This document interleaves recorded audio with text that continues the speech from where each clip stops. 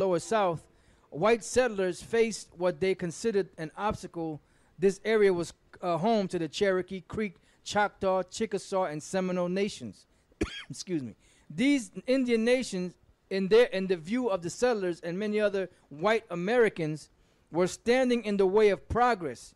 Eager for land to raise cotton, the settlers pressured the federal government to acquire Indian territory. Andrew Jackson from Tennessee was a forceful proponent of Indian removal. In 1814, he commanded the U.S. military forces that defeated a faction of the Creek nation. In their defeat, the Creeks lost 22 million acres of land in southern Georgia and central Alabama. The U.S. acquired more land in 1818 when spurred in part by the motivation to punish the Seminoles for their practices of harboring fugitive slaves.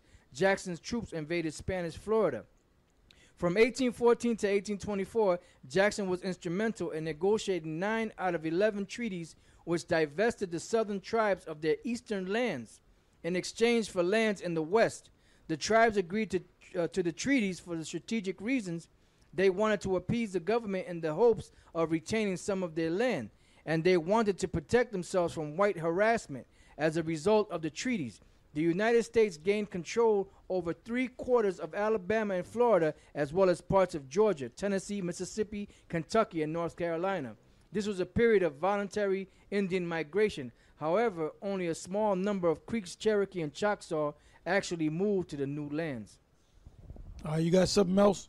Yeah, this was a poster as Indian land for sale. Get a home of your own, easy payments, perfect title, possession within 30 days. Find lands in the west, irrigated, irrigable, grazing, agricultural, dry farming. And then it says Colorado, Idaho, Kansas, Montana, Nebraska, North Dakota, Oklahoma, Oregon, South Dakota, Washington, Wisconsin, Wyoming. These are all the places they took over. For the year 1911, it is estimated that 350,000 acres will be offered for sale. It wasn't yours to sell in the first place. You took it.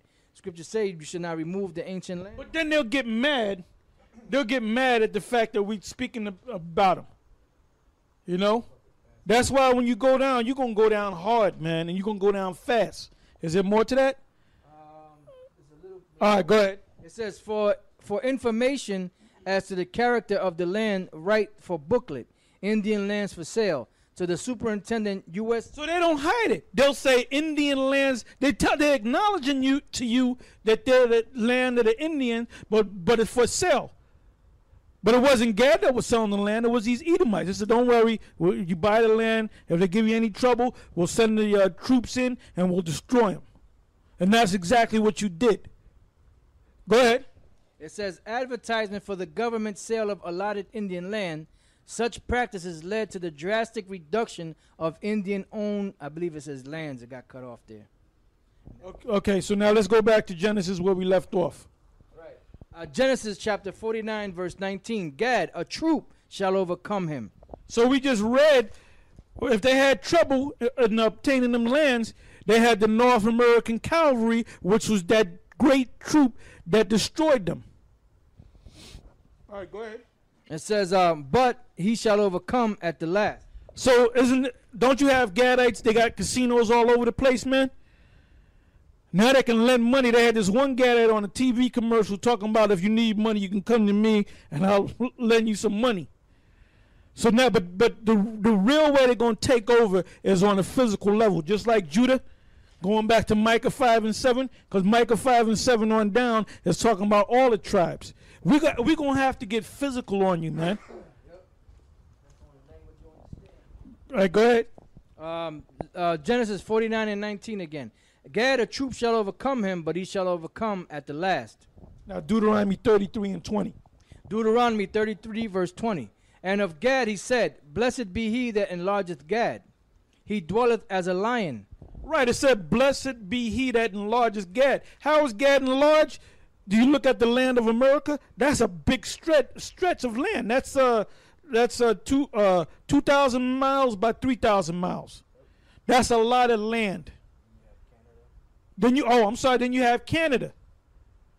So you're going beyond 3,000 miles. Because Canada is just about as big as America, or maybe bigger. Go ahead. It says, and of Gad he said, blessed be he that enlargeth Gad, he dwelleth as a lion, and teareth the arm with the crown of the head. And he provided the first part for himself. Teareth the arm, meaning the blood brother ritual, which they actually did. And the crown of the head was that headdress that they wore, the beautiful headdress that they wore. All right? Now, I got a clip right here of Gad. Let me go to that. All right, go to that, brother.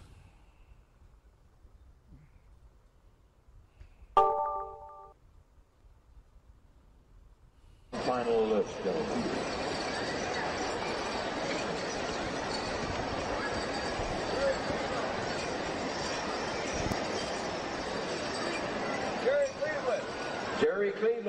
Jerry Cleveland.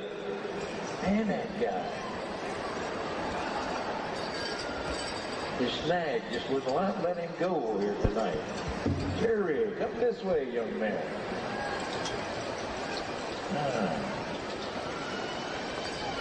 Look at the crown of the head. Look at how girded they are. And you get a good look, you see the fringes on them.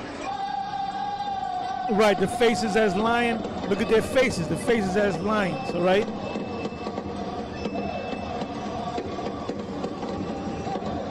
Hey, the scripture said we are peculiar people, man. All right, go ahead. I can read on. It says, and of Gad he said, blessed be he that enlargeth Gad, he dwelleth as a lion, and teareth the arm with the crown of the head.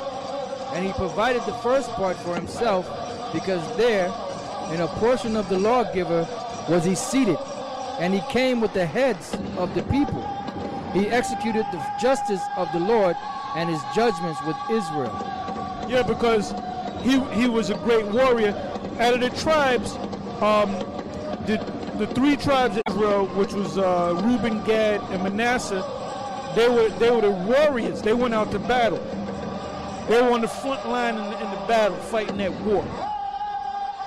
Now let's go from there to the book of 1 Chronicles, the 5th chapter, the 18th verse. 1 Chronicles chapter 5, verse 18.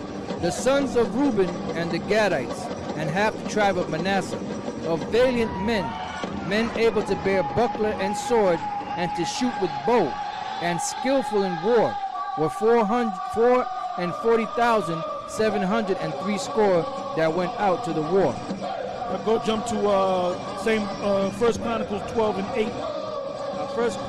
First Chronicles chapter 12, verse 8.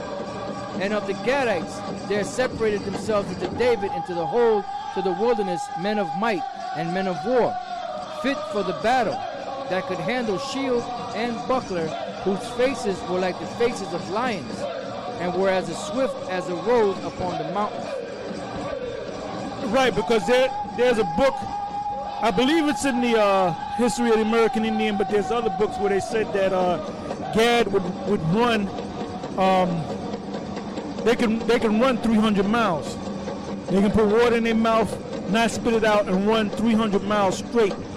Now, we had said on the last show about lacrosse. Lacrosse was a game that Gad played, and what happened was when they would play the field from one goal to the other, it could be anywhere from 4 to 5 miles, but I found out it could be 15 miles. 15 miles from one goal to the other.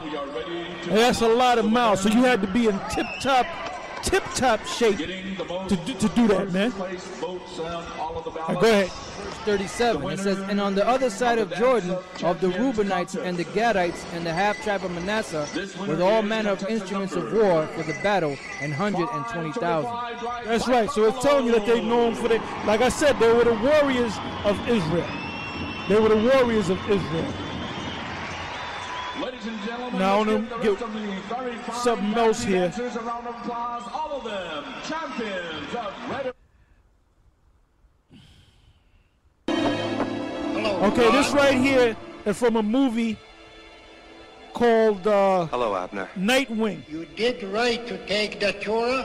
You have to open your mind. I'm